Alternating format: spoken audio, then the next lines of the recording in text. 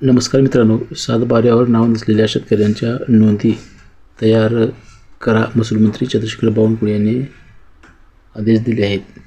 तर यामध्ये बघा, आपण सविस्तर माहिती पाहूया. राज्यातील ज्या शेतकऱ्यांची नावे 7/12 उतार्यावर नाहीत किंवा इतर अधिकारात ज्यांच्या नावाची नोंद नाही, अशा सर्व शेतकऱ्यांच्या नोंदी तयार करण्याचा निर्णय महसूल मंत्री चंद्रशेखर बावनकुळे यांनी घेतला आहे. या निर्णयामुळे राज्यातील सुमारे 2,31,000 शेतकऱ्यांचा फार्मर ID मिळण्याचा मार्ग मोकळा झाला असून त्यांना शासकीय योजनेचा लाभ मिळणे सुलभ होणार आहे. या संदर्भात सर्व जिल्हाधिकाऱ्यांना 15 दिवसात अहवाल सादर करण्याचे आदेश महसूल मंत्र्यांनी दिले आहेत. हे महत्त्वाचे आहे पहा. त्यानंतर महसूल मंत्री बावनकुळे यांच्या मंत्रालयातील दालनात झालेल्या बैठकीत मत्स्योद्योग मंत्री नितेश राणे, कृषी मंत्री दत्तात्रय भरणे, ऑनलाईन आमदार निलेश राणे, आमदार दीपक केसरकर, महसूल सरकार व कृषी विभागाचे वरिष्ठ अधिकारी उपस्थित होते.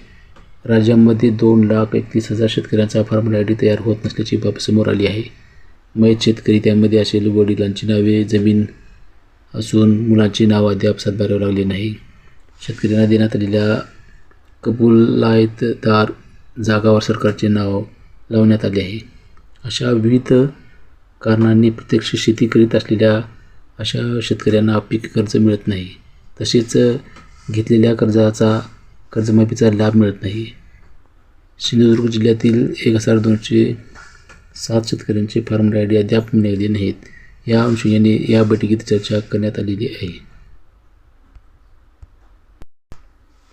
या संदर्भातील अडचणी दखल घेत महसूल मंत्री चंद्रशेखर बावनकुळे यांनी जे प्रत्यक्ष शेती असतात परंतु त्यांचे नाव 7/12 किंवा इतर अधिकारात नाही अशा शेतकऱ्यांच्या जमिनीची सर्व कागदपत्रे गोळा करून सहकार विभागाकडे पाठवण्यात यावीत.